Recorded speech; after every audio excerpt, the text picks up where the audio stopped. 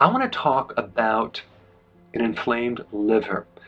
The problem with people that have inflammation in the liver is many times they don't know they have inflammation in the liver, and it progresses developing scar tissue and then fibrosis and then cirrhosis. And so the good news about the liver is that it's robust, and it is one of the only organs that can completely regenerate. But you also have to realize that there are so many people out there that have inflammation in the liver and they don't have a clue, and it's building up over time, and a lot of the symptoms don't occur until later in life. But one of the big symptoms is that you're just a little lethargic, you're a little tired, and you don't know that's connected to an inflamed liver.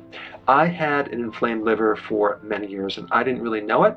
In fact, I had a lot of the symptoms in my right shoulder right up to my neck, and I had no idea that was my liver. And if someone would have educated me on that a long time ago, I would have been able to do something about it. And now my weakness is my liver.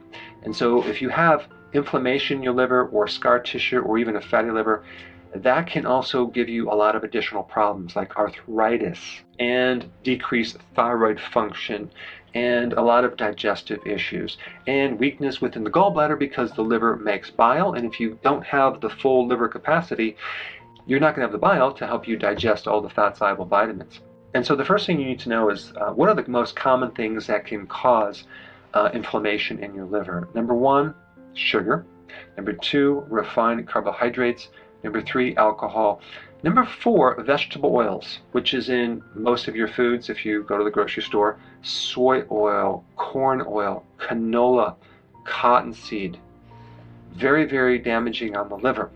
Also, too much snacking can raise insulin and create a lot of inflammation in your liver as well. And also there are people that have a lot of autoimmune diseases, okay? So their own immune system is attacking their own organs. And in autoimmune conditions, people nearly always have an inflamed liver. And so if you're watching and you have an autoimmune disease, this video is for you. The problem with inflammation in general is that cancer tends to travel to areas of inflammation. So your goal should be to eliminate as much inflammation as possible just to prevent any cancer from traveling if you happen to get cancer. With inflammation in the liver, over time you slowly lose liver function, but it's very, very slow, and you might not even be aware that it's occurring until it's pretty well invaded most of the liver function. The interesting thing about the liver is you don't need much of it to function normally. It's a robust organ. It can take a beating and it can completely regenerate if you don't let it get too far. Cruciferous vegetables are probably one of the best things you can consume to help support the liver. All right, let's talk about the things that you should be doing if you have an inflamed liver. Milk thistle, very important, 500 milligrams per day. Okay, milk thistle. It's called hepatoprotective. It protects the liver cells. Next thing is vitamin D. Vitamin D is the best natural anti-inflammatory. It has virtually no side effects. And I would take vitamin D at levels between 10,000 to 20,000 or even more per day. Those are IUs, international units. And more if you have a lot of inflammation or an autoimmune disease.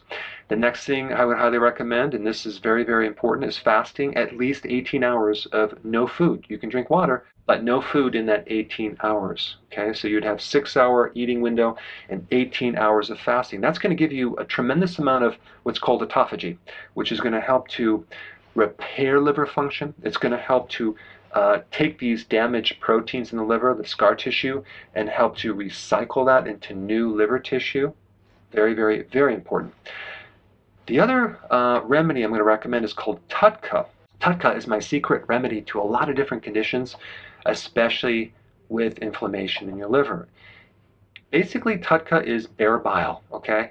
It's made synthetically, but even though it's synthetic, it seems to be something that's very beneficial, and I've never seen any negative effects from taking TUDCA. I would take 2 in the morning on an empty stomach and 2 in the afternoon on an empty stomach. And it's going to increase the flow of bile. It's going to create a nice anti-inflammatory effect. Very cool stuff. And then tocotrienols. This is a type of vitamin E, one of the best, most powerful types of vitamin E, like 50 times stronger than tocopherols. Take 300 milligrams per day with a meal. And the tocotrienols, the vitamin E, is going to go in there and really clean up the free radicals for you. Very powerful as an anti-inflammatory, very good also for any type of heart problems and coronary artery problems. And then the last thing is selenium at 200 micrograms, not milligrams, micrograms. Selenium is a very good antioxidant for the liver. It's also good to help decrease the risk for cancer. It's also good for the thyroid in converting T4 to T3. But overall, we have milk thistle, vitamin D, fasting, tudcut, tocotrienol, selenium, and cruciferous vegetables are all important for an inflamed liver and also preventing the scarring of the liver.